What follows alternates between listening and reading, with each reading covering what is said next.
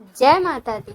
एक समय की बात है, महर्षि वेदव्यास हस्तिनापुर में पधारे। उनका आगमन सुन महाराज धृतराष्ट्र खुद उनको आदर सहित राजमहल में ले गए।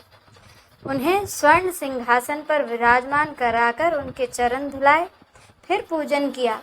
श्री व्यास जी से माता कुंती और गांधारी ने हाथ जोड़कर प्रश्न किया कि हे महामुने, आप त्रिकालदर्शी हैं, अतः आपसे हमारी प्रार्थना है कि आप हमको कोई ऐसा सरल व्रत तथा पूजन बताएं जिससे हमारा राज्य, धन, लक्ष्मी, सुख, संपत्ति, पुत्र पौत्रादि व परिवार सुखी रहे। इतना सुन श्री वेदव्यास जी कहने लगे, हम आपको एक ऐसे व्रत का पूजन व वर्णन बताएंगे जिससे सदा लक्ष्मी जी का निवास आपके राजमहल में होगा।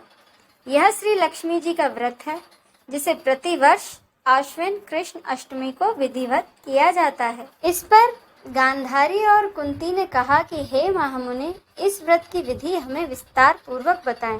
तब व्यास जी बोले कि हे देवियों, यह व्रत भाद्रपद शुक्ल अष्टमी से शुरू किया जाता है। इस दिन स्नान करके 16 सूत के धागों का डोरा बनाएं, उसमें 16 गांठ लगाएं और उसे हल्दी से पीला कर लें। प्रतिदिन 16 दूब व 16 गेहूं के डोरे माँ लक्ष्मी को चढ़ाएं। आश्विन कृष्ण अष्टमी के दिन उपवास रखकर मिट्टी के हाथी पर श्री महालक्ष्मी जी की प्रतिमा स्थापित कर विधिवत उसका पूजन करें। इस प्रकार श्रद्धा भक्ति सहित महालक्ष्मी जी का व्रत पूजन करने से आप लोगों की राज्य लक्ष्मी में सदा अभिवृद्धि होती रहेगी। इस प्रकार का व्रत का विधान बताकर श्री वेदव्यास जी तो अपने आश्रम को चले गए। इधर समय आया भाद्रपद शुक्ल अष्टमी का। गांधारी तथा कुंती ने अपने अपने महलों में नगर की सभी स्त्रियों सहित व्रत शुरू किया। इस प्रकार 15 दिन बीत गए। 16वें दिन आश्विन कृष्ण अष्टमी के दिन गांधारी ने नगर की सभी प्रतिष्ठित महिलाओं को पूजन के लिए अपने महल में बुलवा लिया। माता कुंती के यहाँ कोई भी महिला पूजन के लिए नहीं आई। साथ ही माता कुंती को भी गांधारी ने नहीं बुलाया था।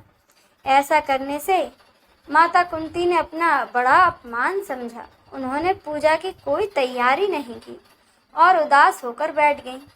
जब पांचों पांडव युधिष्ठिर, अर्जुन, भीम, नकुल और सहदेव महल में आए तो माँ कुंती को उदास देखकर पूछा, हे माता, आप इस प्रकार उदास क्यों हैं? आपने पूजन की कोई तैयारी क्यों नहीं की?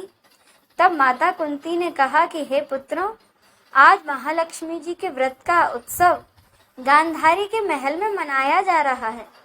उन्होंने नगर की समस्त महिलाओं को बुला लिया और उसके 100 पुत्रों ने मिट्टी का एक विशाल हाथी बनाया है, जिस कारण सभी महिलाएं उस बड़े हाथी का पूजन करने के लिए गांधारी के यहाँ चली गई हैं, लेकिन मेरे यहाँ नहीं आई। यह सुनकर अर्जुन ने कहा कि हे माता, आप पूजा की तैयारी करें और नगर में बुलावा लगवा दें कि हमारे यहाँ स्वर्ग से ऐरावत हाथी की पूजा होगी।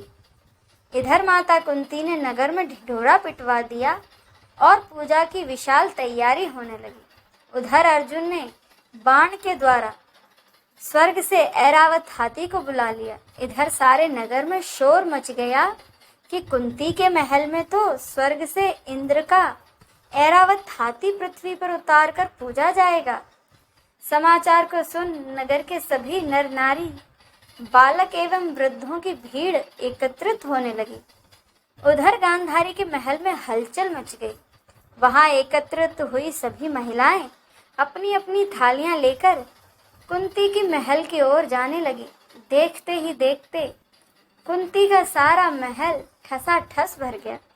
माता कुंती ने ऐरावत को खड़ा करने के लिए अनेक रंगों के चौक पुरवाकर नवीन रेशमी वस्त्र बिछवा दिए। नगरवासी स्वागत की तैयारी में फूल माला, अबीर, गुलाल, केशर हाथों में लेकर पंक्तिबद्ध खड़े थे।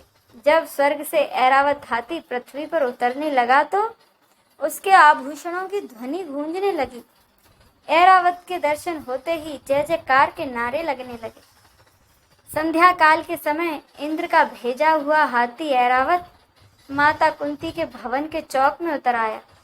तब सब नर नारियों ने पुष्पमाला, अबीर, गुलाल, केसर आदि सुगंधित पदार्थ चढ़ाकर उसका स्वागत किया।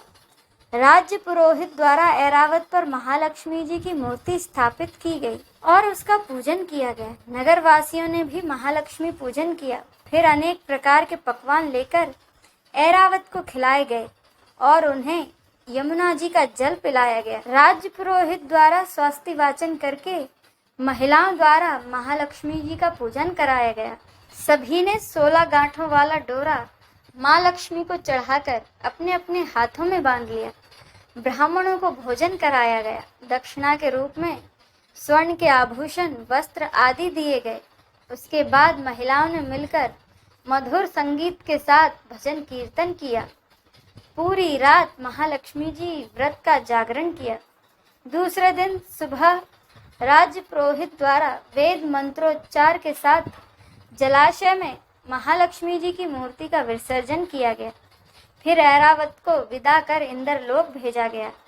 इस प्रकार जो स्त्रियां भी श्री महालक्ष्मी जी का विधिवत व्रत एवं पूजन करती हैं, उनके घर धन धान्य से पूर्ण रहते हैं तथा उनके घर में महालक्ष्मी जी का सदा निवास होता है।